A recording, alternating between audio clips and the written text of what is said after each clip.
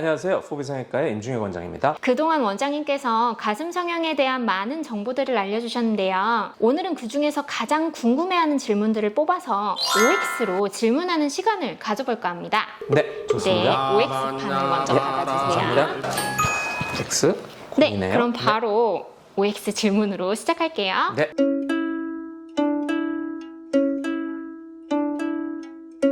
없다. 아, 오네요? 제가 종종 말씀드리지만 없다가 생겼다라는 그런 생각들을 많이 하시기 때문에 많이 만족도가 높은 것 같고요. 아무래도 가슴이라고 하는 건 되게 여성성의 심벌이기 때문에 그러한 느낌으로도 만족도가 상당히 높은 것 같습니다.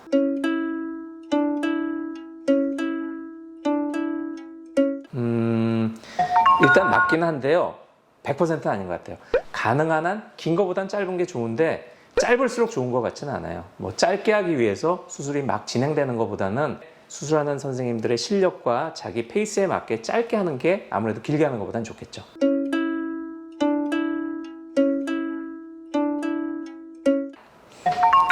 네, 100%는 아닌데요. 가슴 기형 같은 경우들이 있습니다. 튜브형 가슴이라든지 아니면은 수축형 가슴 같은 경우에는 요륜이나 밑선절개라는 것이 겨드랑이 절개보다 수술의 결과가 훨씬 더 좋을 수가 있고요. 동의하진 않지만 미국에서 나온 몇몇 리포트를 보면 겨드랑이로 했을 때 결과가 좀 나쁘다라는 그런 데이터가 있긴 한데 겨드랑이 수술을 잘하면 그거 차이는 크게 문제되지는 않습니다.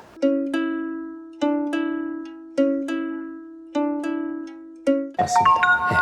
네. 환자분들 중에 되게 엄살장애 같으신 분들이 있으세요. 그래서 그런 분들 같은 경우에는 똑같이 수술하더라도 좀 많이 아파하시는 경우가 있고요. 물론 수술하시는 선생님이 수술을 얼마나 꼼꼼하게 세밀하게 잘 하는지, 그리고 수술 중과 수술 후에 통증 관리를 어떻게 하느냐에 따라서 환자분들이 느끼는 통증의 차이는 분명히 있습니다.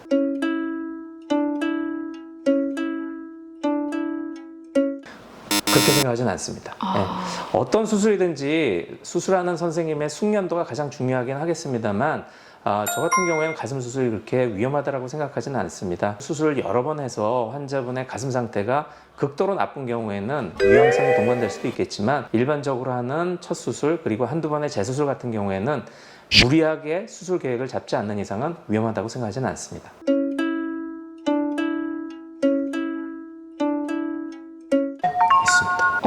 첫 번째는 환자분의 기대치가 너무나 비현실적인 경우입니다. 그런 경우에는 환자분의 수술 후에 불만족도가 높을 수가 있기 때문에 의사 선생님이 수술 전에 상담을 충분히 해서 환자분의 기대치와 예상치를 맞춰 놓는 게 필요하겠고요. 두 번째는 다량의 필러를 주입한 경우입니다. 이런 경우에는 필러를 제거하면서 수술한다 하더라도 필러가 일으키는 염증 반응과 이물 반응 때문에 우리가 원했던 거와 다른 결과를 얻을 수가 있기 때문에 이런 경우에는 좀 더 정확하게 하면 수술하지 말아야지 되는 게 아니라 좀 더 세밀하고 단계적인 수술 절차가 필요한 경우들도 있습니다.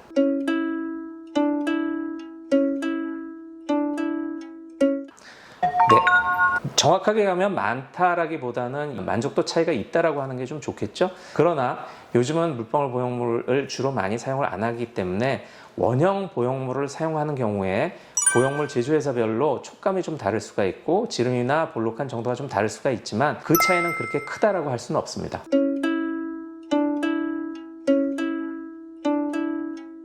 가능합니다. 가능하지만 모든 분들한테 다 가능한 건 아니고요. 가슴의 조건이 어느 정도는 갖춰져야 되겠죠. 충분한 가슴 흉곽의 폭, 그리고 충분한 가슴 볼륨, 그리고 적절한 피부의 탄력도, 이런 것이 조합이 된 상황에서 너무 커다란 보형물을 얻지 않는 경우에는 거의 자연산 가슴과 거의 유사한 결과를 얻을 수가 있습니다.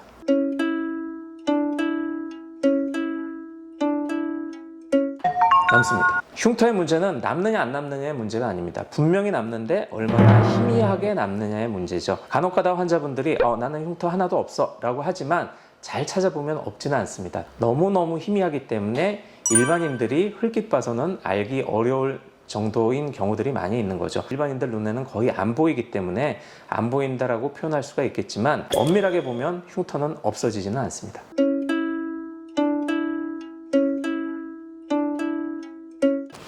이거 제가 정확하게 잘 모르겠어요. 다른 수술의 재수술 빈도를 제가 정확하게 모르기 때문인데요. 실은 주관적으로 느끼는 불만족에 의한 재수술까지 따지게 되면 눈 수술 같은 경우에도 상당히 비율이 좀 높을 것 같은데요. 그거에 비하면 가슴 수술은 그렇게 재수술 빈도가 높지 않은 것 같아요. 왜 그러냐면 세월이 지난다고 해서 다시 재수술하겠다라고 하는 분들의 빈도가 눈 수술이라든지 리프팅 수술에 비해서는 빈도는 확연히 좀 낮은 것 같긴 합니다.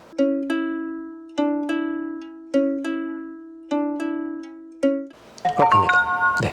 오늘 수술한 환자분은 제 초등학교 동창의 이제 딸 되시는 분이었고요. 제 초등학교 동창이 수술 받으신 경우도 있고, 실은 제 친누나가 제가 이제 의대 들어왔을 때 성형외과 전공하기도 전이었는데요. 저 모르게 가슴 수술을 했었어요. 그런데 20몇 년이 지나서 누나가 저한테 수술했다라고 저한테 고백을 하고, 제가 초음파 검사를 했더니 20몇 년이 지나서 보형물이 파열이 돼서 다른 보형물로 교체해준 재수술을 하기도 했습니다. 지금 멀쩡하게 잘 살고 있습니다.